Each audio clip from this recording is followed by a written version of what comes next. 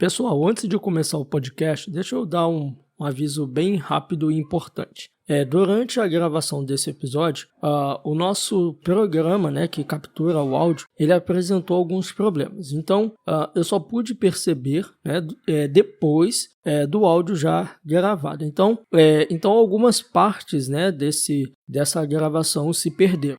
Eu tenho toda a certeza que a essência daquilo que se pretendia passar a respeito do tema desse podcast, a respeito da oração do Pai Nosso, você vai conseguir entender e vai conseguir compreender e ser edificado. Então, sem mais enrolação, vamos para o episódio de hoje.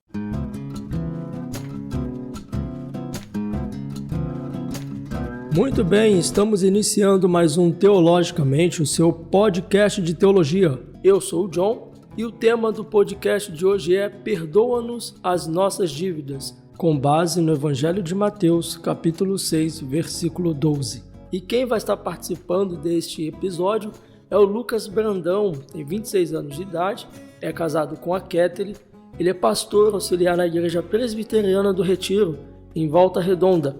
Ele é professor de teologia, pós-graduado em teologia sistemática na CPAJ Mackenzie.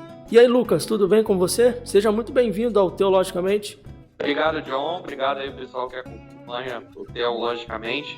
Muito legal a gente estar junto aqui, falando sobre esse tema tão importante que é sobre o perdão das nossas dívidas. Que Deus possa nos abençoar e nos conduzir para que nesse tempo a gente possa crescer em graça e conhecimento diante de Deus. Lucas, a gente sabe que um assunto que tira o sono de muita gente são as dívidas, Um assunto aí, várias pessoas, Tem quem nunca teve ou conhece alguém que já teve um nome no SPC, no Serasa. Dívida é uma coisa que tira o sono de qualquer um, Sim, acho que tem muita gente, ainda mais no momento que a gente está vivendo de crise, De muita preocupação financeira, muita gente aí está perdendo o sono por conta das dívidas, De como lidar com essas dívidas. E assim, quando finalmente nós pagamos essas dívidas, a gente pode, para quem está endividado, pode se ver livre, dessas dívidas, Mas, na verdade, Lucas, existe uma dívida que nenhum ser humano pode pagar, Existe uma dívida que o ser humano jamais ele pode pagar, que é o nosso pecado, a nossa rebeldia contra Deus. Esse tipo de dívida nós jamais poderemos pagar, Então, John, é isso mesmo, A gente tem que se preocupar com essa dívida também, Se a dívida humana já é um problema, a gente tem que pensar que também o homem tem uma dívida contra Deus. E como você já bem disse, essa dívida ela não pode ser paga pelo próprio homem. A palavra diz em Romanos 6:23 que o salário do pecado é a morte. E a gente precisa entender melhor como isso funciona e como a gente pode lidar com isso diante de Deus. Se há uma dívida, como essa dívida é paga, como eu posso receber o perdão por essa dívida? Eu acho que a gente vai conseguir bater um papo aí bem legal hoje sobre isso. É isso que nós vamos falar aqui, Lucas, a respeito dessa quinta petição, a respeito da oração do Pai Nosso. Jesus nos ensina, a respeito dessa natureza do pecado, e como Deus, o nosso Pai Celestial, ele lida com essa questão do pecado, Exatamente. A gente vai caminhar para entender como é que Deus age para perdoar os seus filhos e vai pensar um pouquinho também sobre como o pecado é algo importante para Deus, é algo que tem que ser tratado de maneira muito séria. Amém, amém. Pessoal, daqui a pouco o Lucas vai estar falando mais um pouco com vocês. Deixa eu só passar alguns recados bem rapidinho.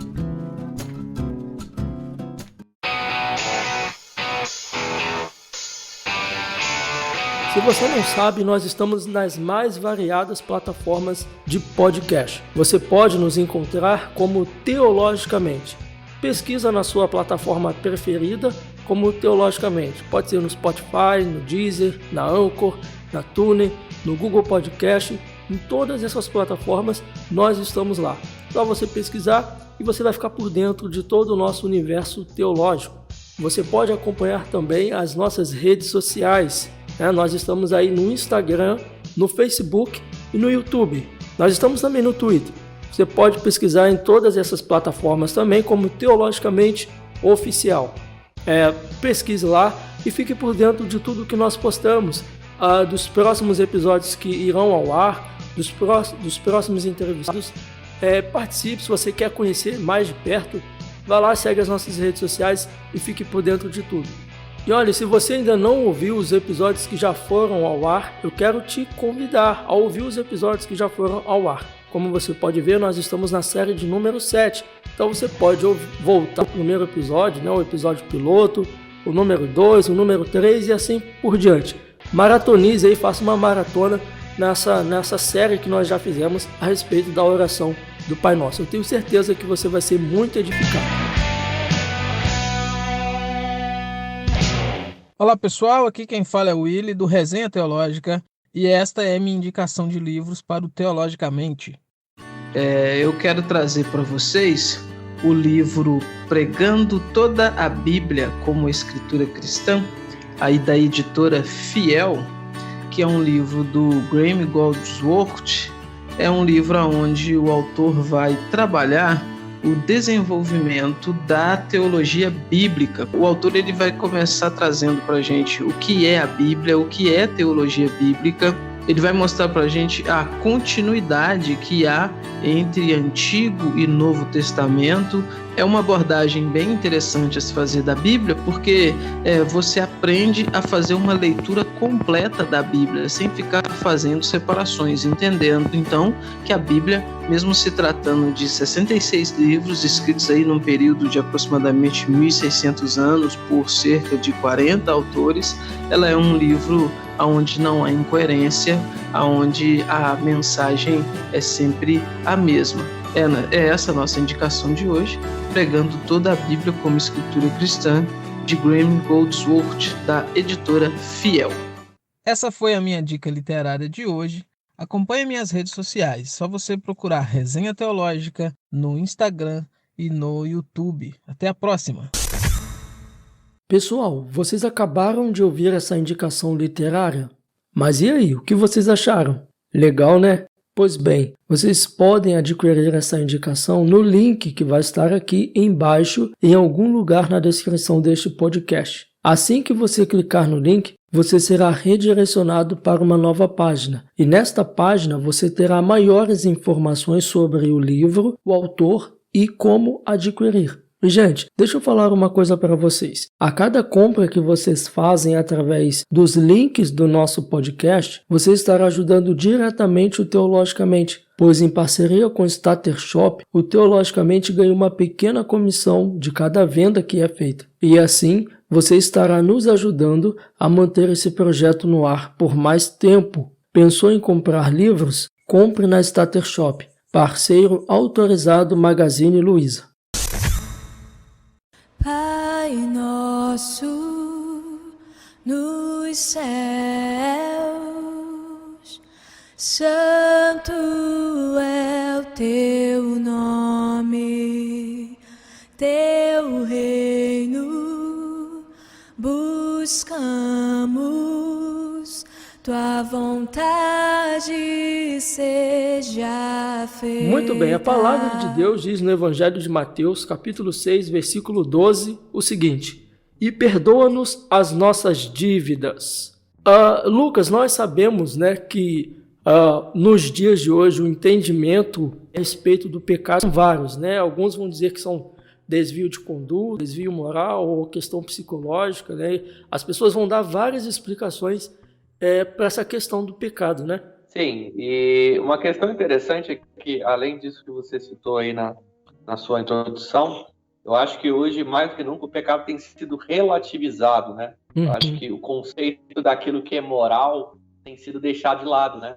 Quando você esvazia do mundo, tira do mundo a palavra de Deus, ou a autoridade da Bíblia, como a gente vê o mundo fazendo, você perde a base moral. É clássico, que é o divórcio ou o adultério, hoje são coisas que o mundo já não encara mais como algo que é imoral. Então, além de haver aí um entendimento errado, porque a gente poderia classificar o pecado como uma ofensa contra Deus, como tudo aquilo que transgride a lei de Deus, nem mesmo mais essa base moral a sociedade conserva, não é mesmo?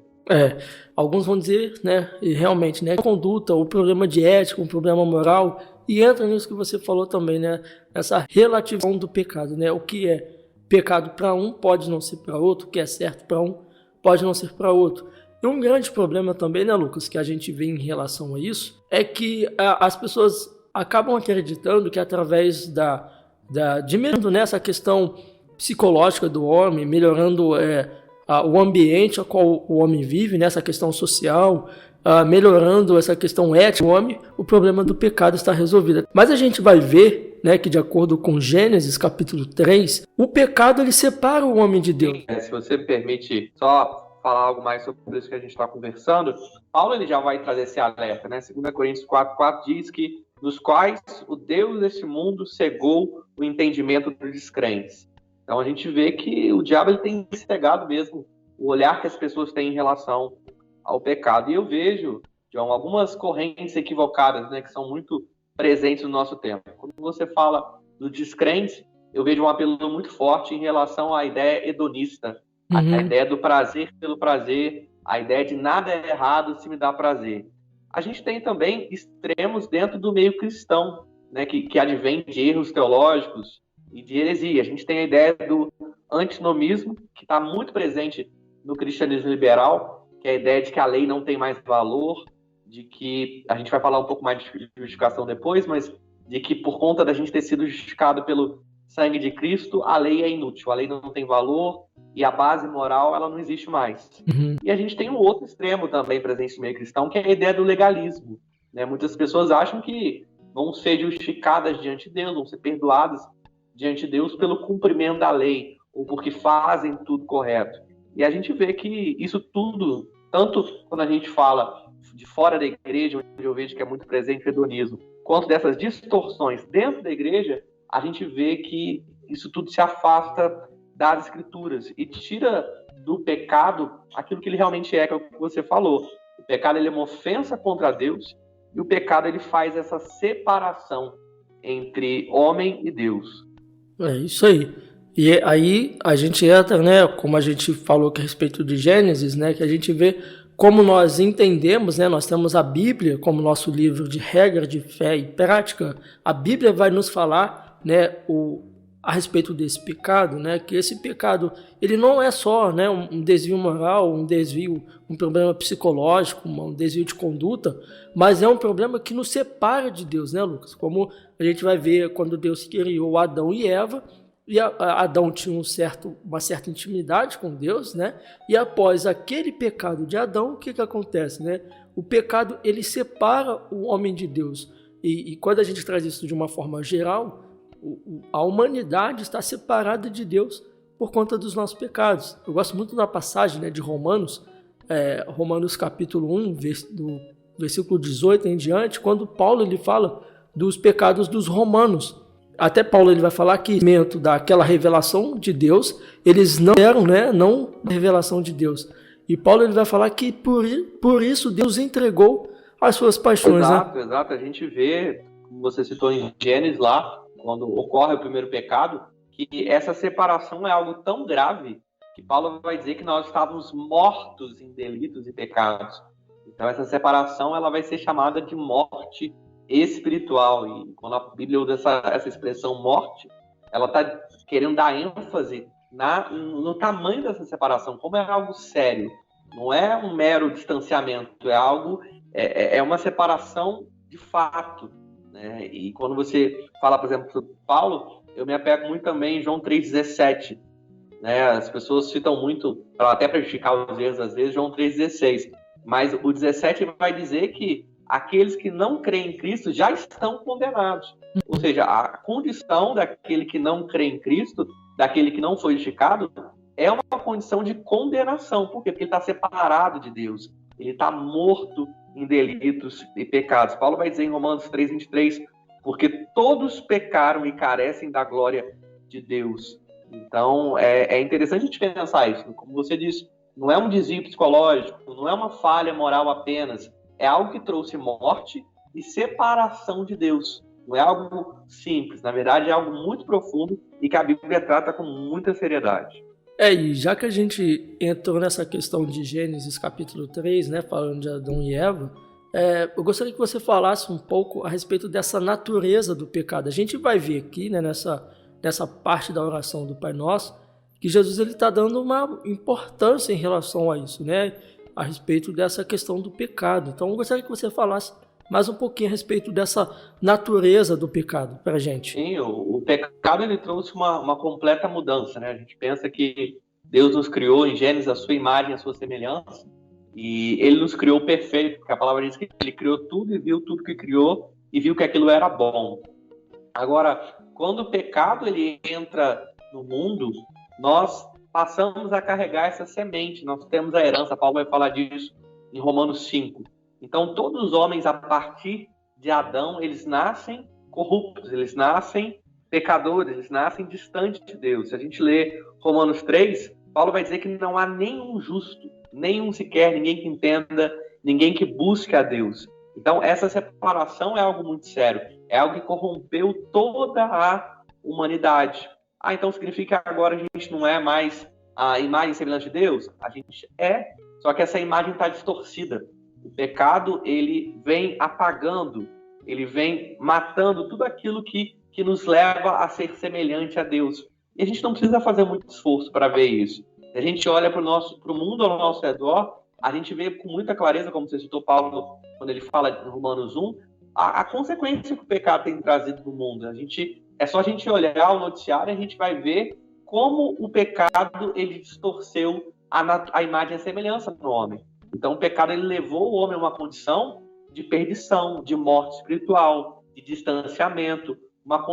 Levou o homem a uma condição de que ele faz as coisas mais terríveis possíveis e, como nós cremos, biblicamente, ele acabou com toda e qualquer iniciativa humana para que o homem se achegue a Deus. Por isso que a Bíblia vai dizer, né? Nisso consiste o amor de Deus.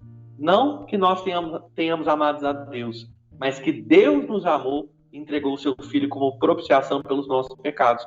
O pecado ele criou uma separação tão drástica, tão grave, que hoje o homem por si só não pode buscar a Deus, a não ser que Deus o encontre, a não ser que Deus o toque. Então isso é realmente é a consequência do pecado, que é algo muito sério.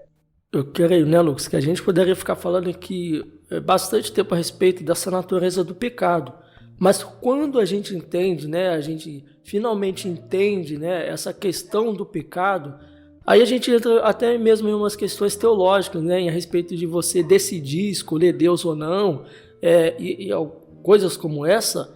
Quando se realmente entende essa questão da natureza do pecado, aí a gente entra naquela questão da natureza do perdão que vem de Deus, né, dessa salvação que vem de Deus. A gente entende o real sentido, o real peso que tem essa salvação, né, que vem da parte de Deus, essa natureza do perdão de Deus, que é aquele que, enfim, né, que recebeu esse perdão, ele pode exclamar a Deus, não é simplesmente qualquer um, mas é aquele, né, Lucas, que recebeu esse perdão, né? Ele pode finalmente exclamar, Pai Nosso. A natureza do pecado revela o tamanho do perdão que é necessário, né? Quando a gente vai falar de algo que alguém pode pensar, mas o quadro teologicamente não dá para falar tranquilo. Quando a gente vai falar de depravação total, que a gente defende ver base bíblica total para crer nisso, que o homem está totalmente corrompido, que o pecado trouxe morte espiritual e cancelou toda e qualquer condição humana para buscar a Deus, a gente entende a necessidade desse perdão, né? Quando eu falei de Romanos 6:23, a gente entende por que a salvação tem que ser um presente. Paulo vai dizer isso, né? Porque o salário do pecado é a morte, mas o dom gratuito de Deus é a vida eterna por meio de Cristo Jesus. Uhum. Então, a gente vê essa necessidade, né? O nosso pecado é tão grande que o perdão precisa ser tão profundo. E como você disse, a gente tem que entender, né, que só pode orar assim como o Pai Nosso está registrando, quem pode chamar a Deus de Pai. E aí a gente entra numa outra questão interessante, né? Todo mundo é filho de Deus? Uhum. É uma pergunta que faz. Qualquer pessoa que nasceu, porque eu nasci, eu sou filho de Deus. Mas se a gente vai olhar na Escritura, a gente vê que não é bem assim. Quando a gente lê lá em João 1:12 e 13, a gente vai ler e entender o seguinte, está escrito: porque todos quanto creram e o receberam, deu-lhes o direito de serem feitos filho de Deus. E o 13 vai dizer que não nasceram de forma natural, que não nasceram de carne nem sangue, ou seja, não é uma descendência natural, não é porque eu fui criado que eu sou filho de Deus. Eu passo a ser filho de Deus quando eu recebo a Cristo, então eu sou adotado como filho de Deus. Aí sim eu tenho perdão e aí sim eu posso orar, como a gente está lendo aí em Mateus 6. Perdoa as minhas dívidas. Essa oração, ela só pode ser feita de fato por aquele que é filho de Deus. João 1, 12 e 13 vai dizer: mas todos quanto receberam deles o poder de serem feitos filhos de Deus, a saber, aos que creem no seu nome, os quais não nasceram do sangue, nem da vontade da carne, nem da vontade do homem, mas de Deus. O podcast é uma mídia que cresce a cada dia e nós do Teologicamente não ficamos de fora dessa. Você pode nos encontrar nas principais plataformas de streaming. Lá você encontrará temas bíblicos variados, entrevistas e o devocional reformado Aprendendo com o Texto. Fique ligado, episódios mensais e semanais. Inscreva-se já na sua plataforma de podcast favorita. Nos vemos por lá.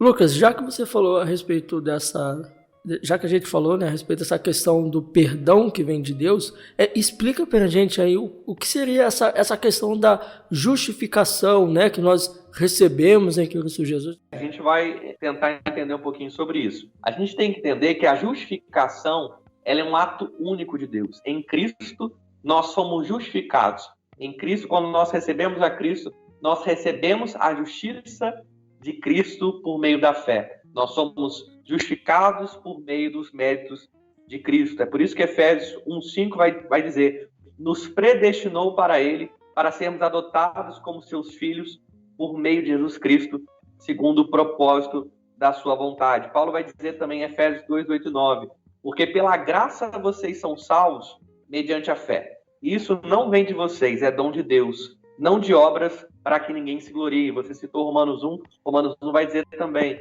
porque a justiça de Deus se revela no Evangelho, de fé em fé, como está escrito: o justo viverá pela fé. Então a justificação, ela trata de uma declaração de Deus, de que Ele cuidou plenamente dos nossos pecados na pessoa de Cristo, incluindo os pecados que nós já cometemos e aqueles que nós ainda cometeremos. Ele nos imputou a retidão de Jesus Cristo, considerando e nos declarando justos por quanto estamos em Cristo. Ou seja, a justificação é um ato de Deus que, com base nos méritos de Cristo, no sacrifício expiatório de Cristo, nós somos declarados justos por toda a eternidade. E isso vem para quê?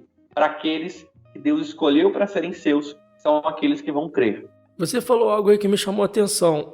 Você diz dessa justificação, dos pecados que nós já cometemos e daqueles que ainda nós vamos cometer, né? O que seria em relação a isso, né? Ele nos perdoou dos nossos pecados, mas nós vamos continuar pecando. O que seria isso?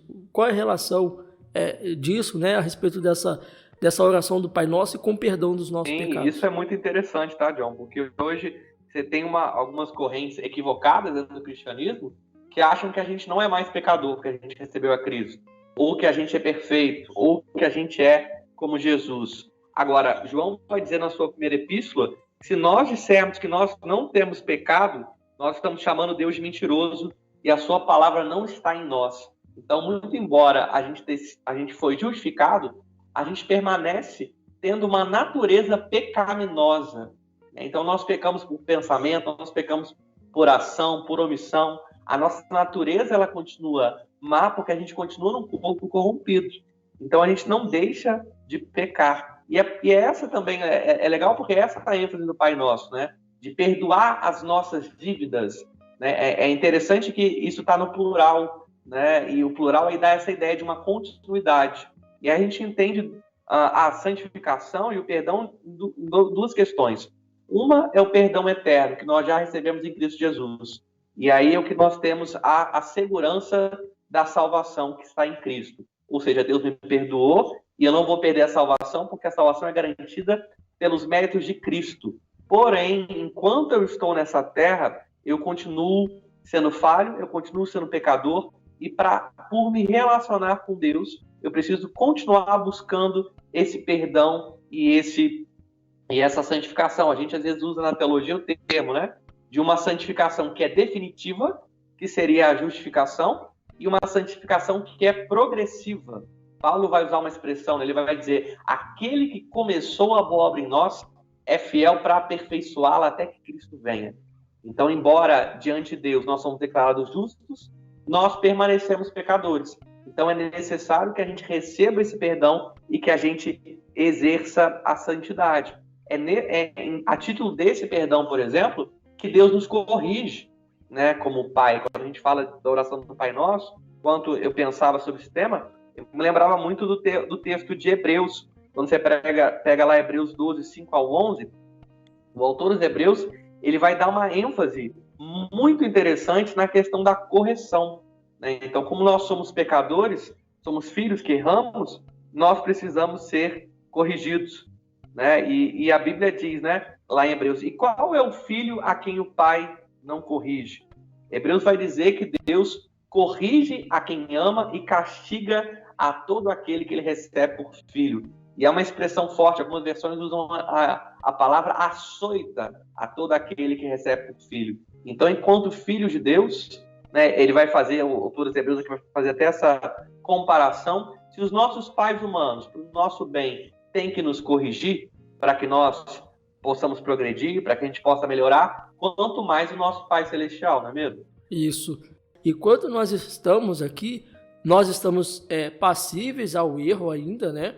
Só que com aquela diferença de reconhecimento dos nossos erros, não, né, por nossos méritos, por nossas obras, mas por conta do Espírito Santo, né, que nos ajuda, que intercede por nós, que nos faz ver os nossos erros e está diante de Deus pedindo perdão. Então nós estamos num processo de santificação. E quando a gente vê isso, né, Lucas, quando a gente poderia dizer, de certa forma, quando a gente coloca isso na balança em relação aos nossos pecados, de nós nunca podermos pagar essa dívida pelos nossos esforços, né, pagando promessa, pagando dívida, fazendo obras, a gente entra nessa questão, a gente vê a nossa dívida infinita que nós temos com Deus, né? Exato. Paulo vai dizer aos Colossenses 2, 13, 14, né? E quando vocês estavam mortos nos seus pecados e na incircuncisão da carne, ele lhes deu vida juntamente com Cristo, perdoando todos os nossos pecados, cancelando o escrito de dívida que era contra nós e que constava de ordenanças, o qual nos era prejudicial, removeu inteiramente, cravando na cruz. Ou seja, Cristo perdoou completamente os nossos pecados. Isso é interessante, né? Nós estávamos mortos em delitos e pecados. E nesse ponto eu acho interessante também, John, para a gente que é de uma linha reformada, muita gente às vezes distorce o nosso entendimento e muita gente dentro da nossa linha tem um entendimento errado ao achar que por conta da eleição ser incondicional, que já que eu sou eleito eu posso viver de qualquer maneira. Já que eu sou eleito eu não preciso buscar a santificação. Só que isso é um equívoco que não tem base bíblica nenhum para isso. Pelo contrário, a gente que foi chamado para ser filho de Deus, a gente foi chamado para andar no Espírito. Paulo vai dizer lá em Efésios 2:10 que Deus nos chamou para as boas obras, Ele nos preparou as boas obras para que nós andássemos nelas. Então a gente precisa entender isso, que a santidade ela é algo que é necessária. Essa santidade progressiva de se relacionar com Deus. Eu não posso descansar numa falsa ideia, porque Deus me salvou, então não importa a maneira como eu vivo. Não, Deus me salvou e foi para a santidade que Ele me chamou. Hebreus vai usar até uma expressão forte, né? Seguir a paz com todos e a santificação, sem a qual ninguém verá o Senhor. Por mais que a gente crê, sim, que a eleição é incondicional e que a justificação é um ato único de Deus, quando a gente vai falar lá do Ordo Salutis, da ordem da salvação, mas isso não nos isenta da responsabilidade de viver como salvos e de viver para a glória de Deus. Né? Paulo vai dizer, quer comais, quer bebais, quer façais qualquer outra coisa, fazei tudo para a glória de Deus. Né? Quando a gente pensa no fim principal do homem, está lá no Catecismo de Westminster, que é glorificar a Deus e gozá-lo para sempre, não tem como eu glorificar a Deus se eu não vivo de maneira santa. E é por isso que esse assunto de santidade, de perdão das nossas dívidas é tão importante. Isso. Por eu ter essa certeza da salvação, eu vou me santificar mais ainda. Eu não vou pecar mais ainda, eu vou me santificar mais ainda. Então, quanto maior a gente tem essa compreensão, né, dessa realidade, do pecado, como você falou, dessa questão da justificação, mais precioso, né, ô Lucas, será esse sacrifício vicário de Jesus, né?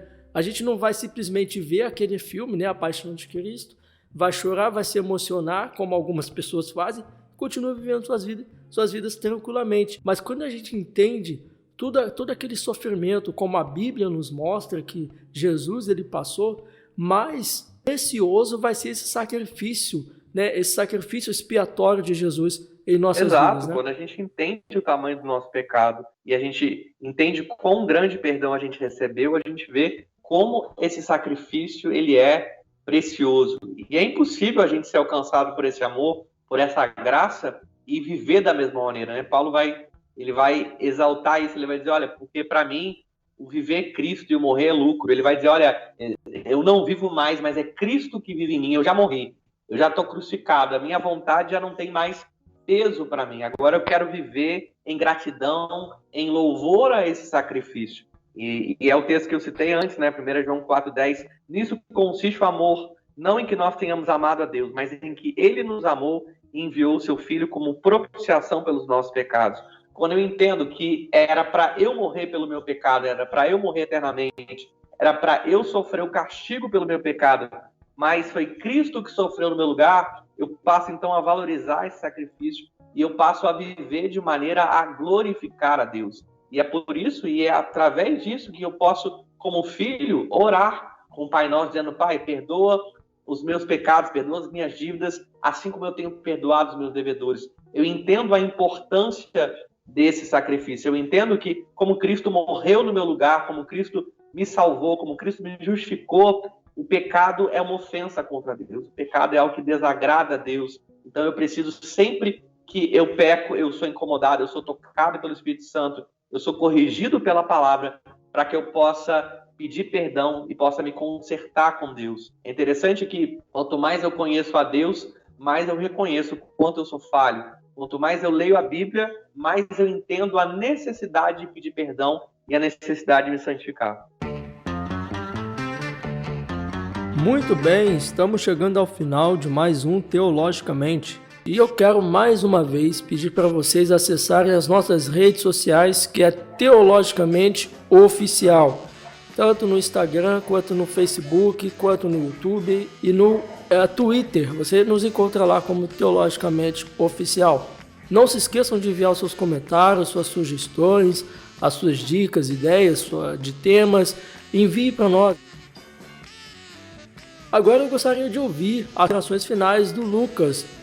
E depois, Lucas, fique à vontade para deixar o seu contato, suas redes sociais. Amém, John. Quero agradecer aí pelo convite, poder estar participando do Teologicamente. Vejo que é um trabalho muito sério. Eu acho que a ênfase que a gente tem de tudo isso que a gente conversou é: nós que somos filhos de Deus, nós precisamos buscar viver esse perdão e viver em santidade. Quando a gente olha para a obra de Cristo no Calvário, quando a gente olha para o grande amor de Deus, a gente é chamado para viver buscando esse perdão, a gente é chamado para viver buscando essa santificação, a gente é chamado para viver na contramão do mundo, levando o pecado a sério e entendendo que o pecado nos separa de Deus e que o pecado ofende a Deus. Que nós possamos orar e praticar o Pai Nosso, que nós possamos levar o pecado a sério a título de entender que ele é uma dívida, a título de entender que ele traz consequências e que sim, Cristo nos justificou, sim, Cristo perdoou os nossos pecados, mas enquanto nós estamos nessa terra, nós precisamos buscar viver de maneira santa, de maneira que agrada a Deus e nos santificando mais e mais a cada dia, porque é dessa maneira que Deus é glorificado em nós. Agradeço muito aí a oportunidade e se você, amigo ouvinte Teologicamente, quiser me conhecer, você me acha no Instagram pelo @lucasbrandãopr de pastor no final. @lucasbrandãopr. E você encontra também a igreja que eu sou pastor no Instagram, pelo Instagram @ipretiro. João, obrigado. Amém. Lucas, eu vou deixar aqui abaixo depois os links, né, os nomes aqui das redes sociais do pastor Lucas, para você poder estar conhecendo mais de perto esse ministério do pastor. E eu quero te agradecer, Lucas, muito obrigado pela disponibilidade, por cada palavra que você deixou aqui. E eu quero agradecer a vocês também que nos ouviram até o final. Muito obrigado pela participação de vocês. E até a próxima, se Deus quiser.